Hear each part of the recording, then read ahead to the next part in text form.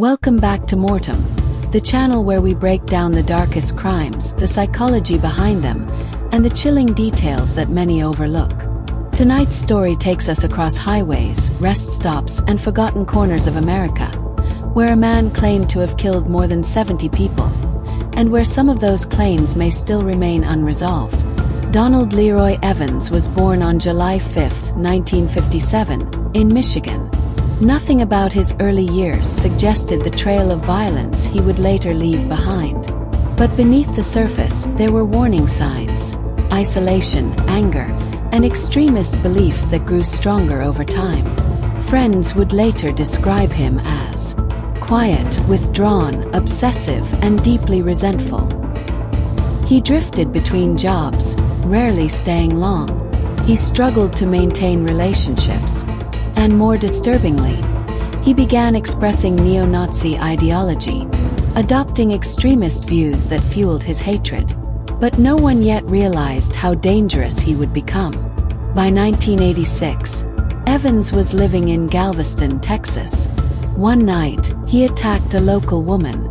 The assault was brutal. The victim survived, but the psychological damage lasted far longer. Evans was arrested and convicted of rape. He received 15 years in prison but served only 5. This early release would prove catastrophic.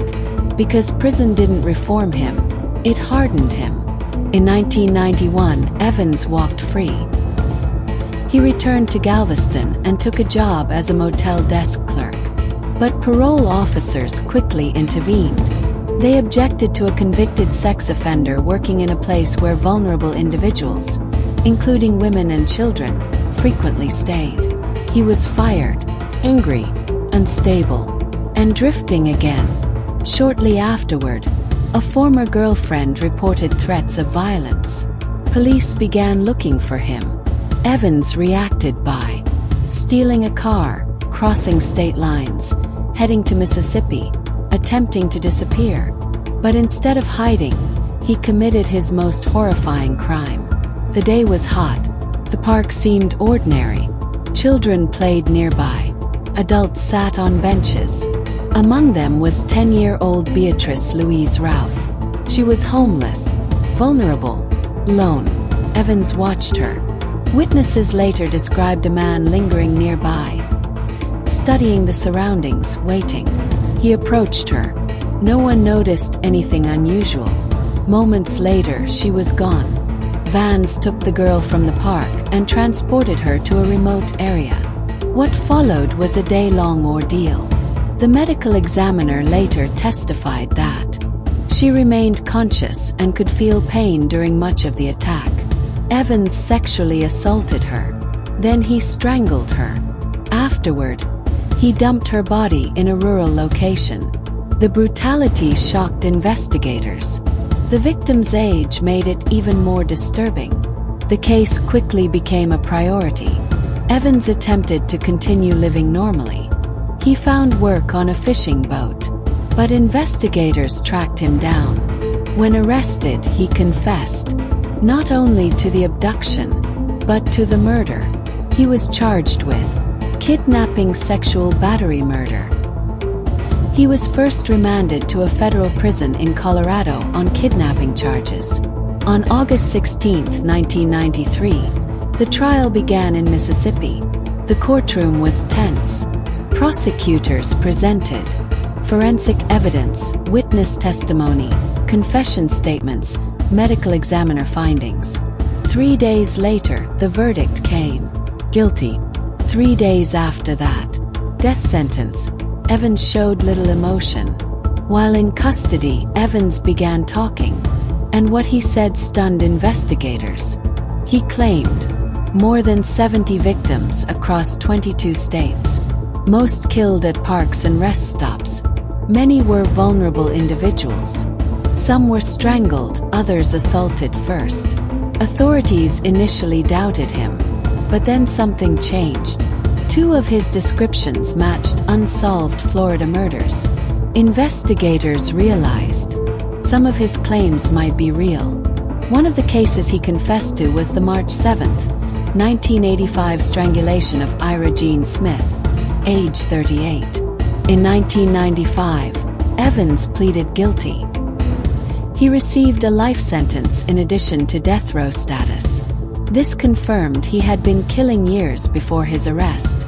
Investigators also linked him to Janet Marie Movich, another 38-year-old victim killed in 1985. The pattern emerged: adult women, isolated locations, strangulation.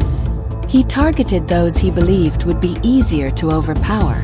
Before his conviction, Evans attempted something unexpected. He escaped from Harrison County Jail. The escape triggered a manhunt, but it ended quickly. Officers found him hiding inside a shed. He was returned to custody. Security tightened. Evans became known among inmates as quiet, dangerous, unpredictable. He rarely spoke, but tension followed him. On that day, Evans entered the shower area at Mississippi State Penitentiary.